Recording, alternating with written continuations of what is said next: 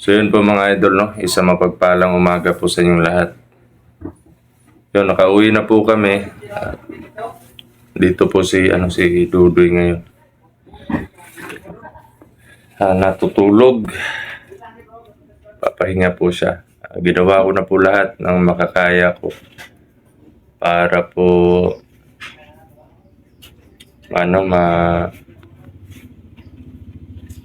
matanggal yung barang sa katawan niya. Actually po sa ngayon may taning po yung buhay ni Dudoy. Pasensya na po kayo, medyo maingay po kasi nasa gilid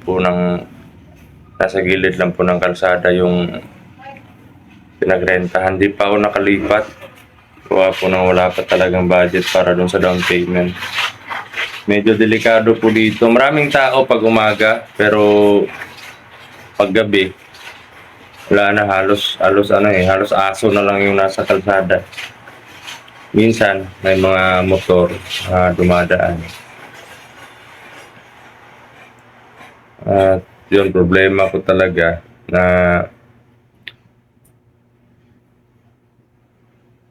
si Dudoy tsaka yung anak ko, Tinitan. Hindi ko lang po alam kung kailan ko ma-release itong video na to. Kasi wala ding loob.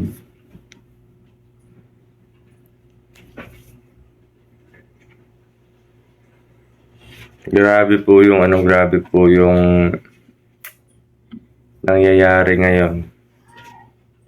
Totoo naman na grabe yung problema. Hindi talaga may iwasan.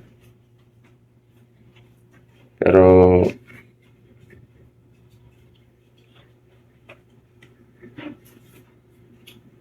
nagpapakatatag po tayo palagi mga idol.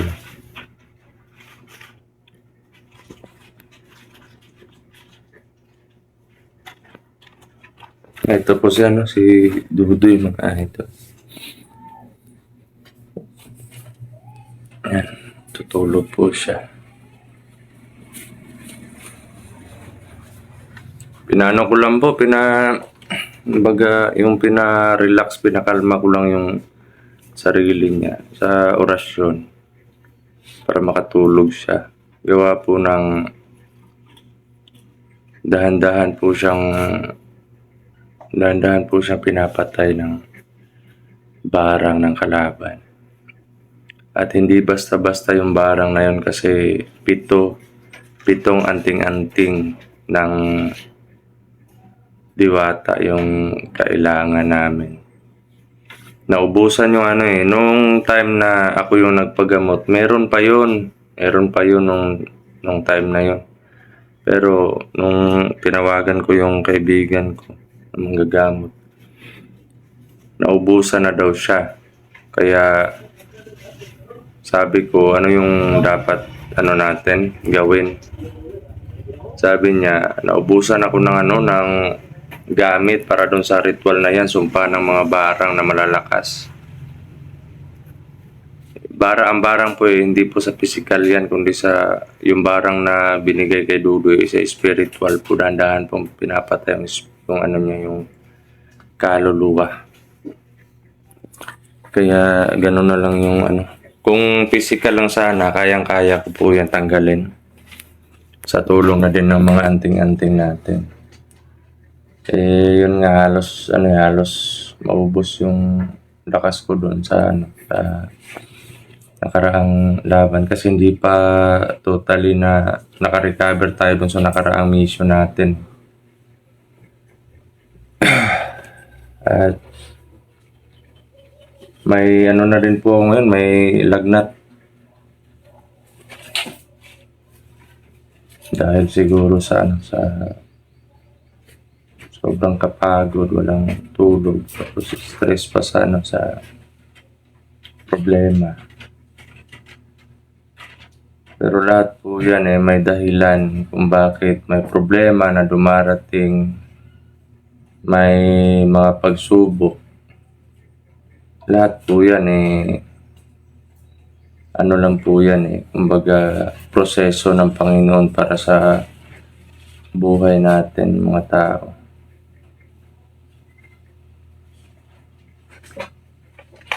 So, yun mga idol.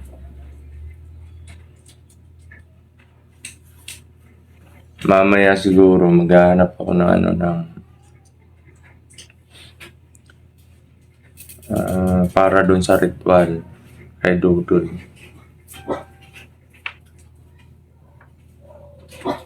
Bibili.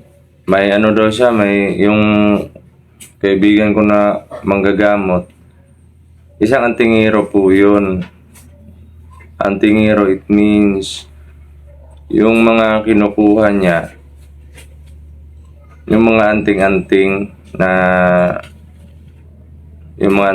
na malakas gamitin para sa gamutan dun sa mga spiritual problem, sakit, mga gawa ng demonyo, ganon, gawa ng taong may itim na mahika. At yun,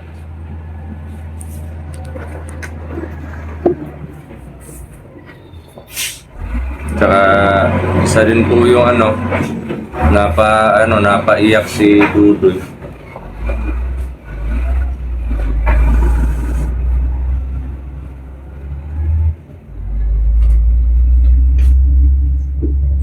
Napaiyak si Dudoy dahil sa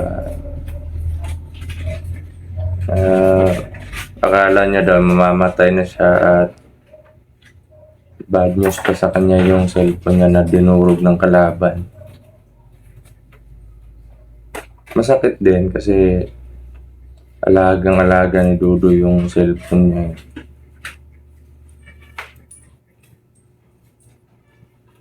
Pero yun nga lang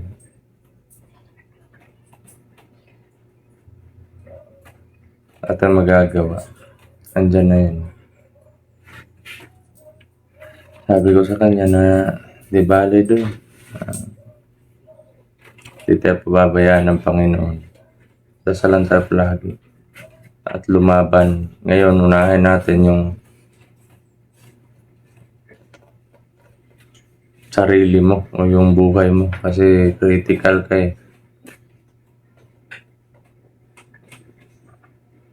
Hindi rin ako masyadong nakatulog kasi dun sa pagbabantay sa kanya, gawa ng bigla na lang umiiyak, parang sinasaniban, gano'n. Nag-uurasyon na naman ako para mapa-relax siya, mapanatag yung loob niya, kaya nakakatulog na naman siya balik.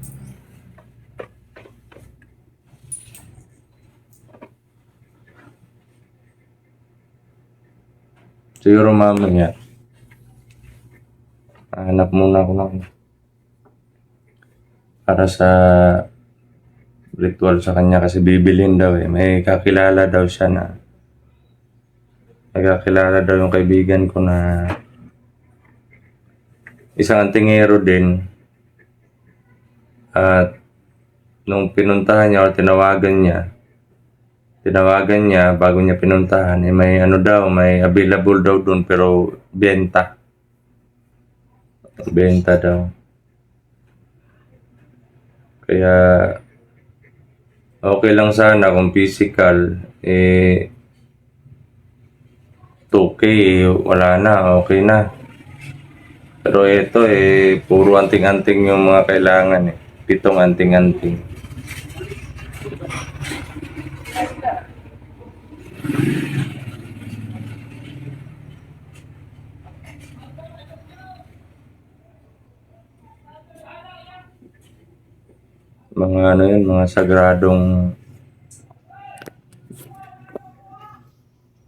Mga sagradong bagay na nakukuha lamang po sa mahal na araw, ganun.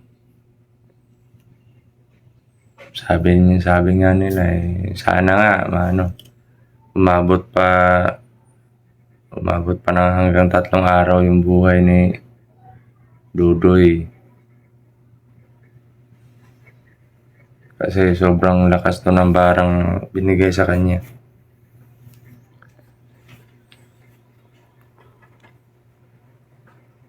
Ah, nagpapasalamat din ako sa mga ano, sa unang-una sa Panginoon. Dahil hindi niya tayo pinabayaan at yun nga, kalabas kami na safety.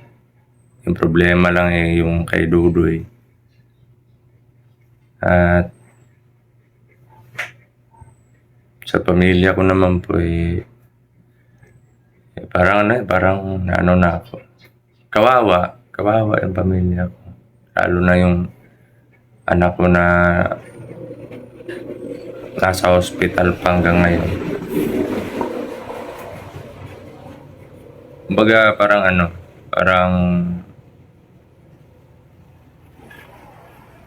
nakalabas sila pero binalik na naman kasi yung lagnat niya.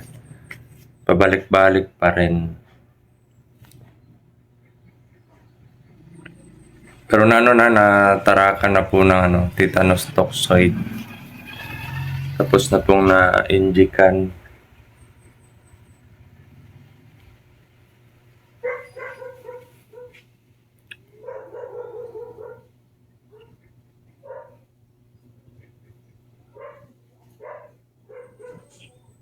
Kahit ganito po yung sitwasyon, lalaban po tayo mga idol.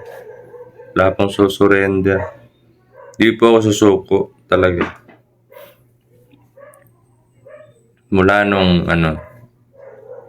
di ba parang nag-relax muna ako saglit noon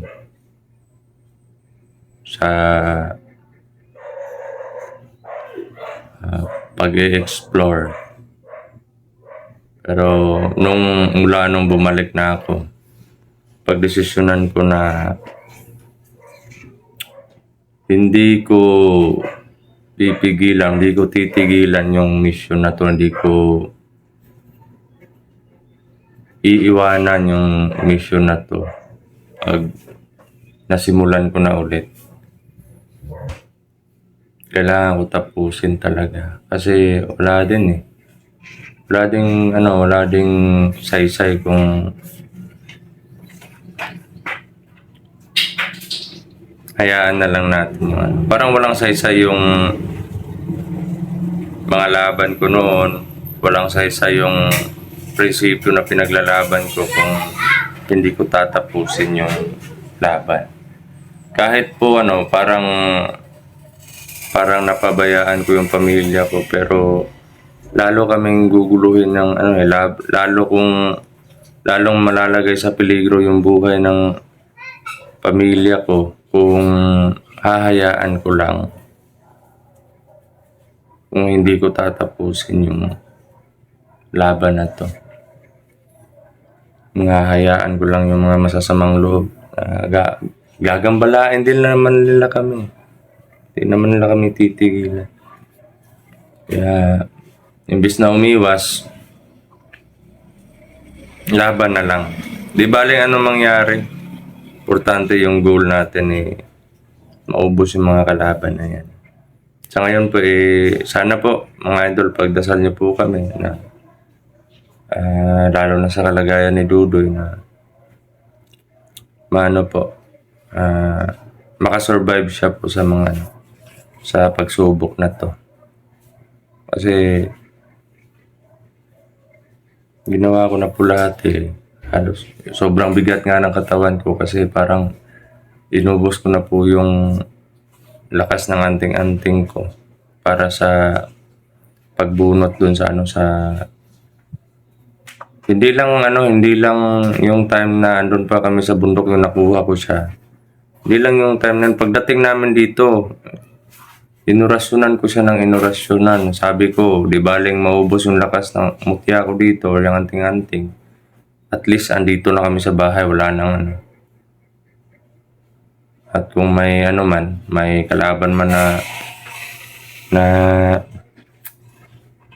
paparating, mararamdaman ko naman kasi may bakod naman. May bakod na orasyon yung buong bahay. Nabasag nga lang noon pero naayos ko naman, naritualan ko muli. So yun mga idol, andito lang po muna yung update natin at Maraming salamat po sa inyong lahat. Daming dumadaan doon sa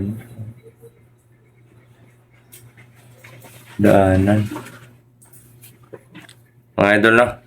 Mega love shoutout at God bless po sa ating lahat. Mag-ingat po kayo palagi. At ito po si Brad Dudong Adventure ang nagsasabing mahal na mahal ko po kayo lahat, mga idol. God bless po.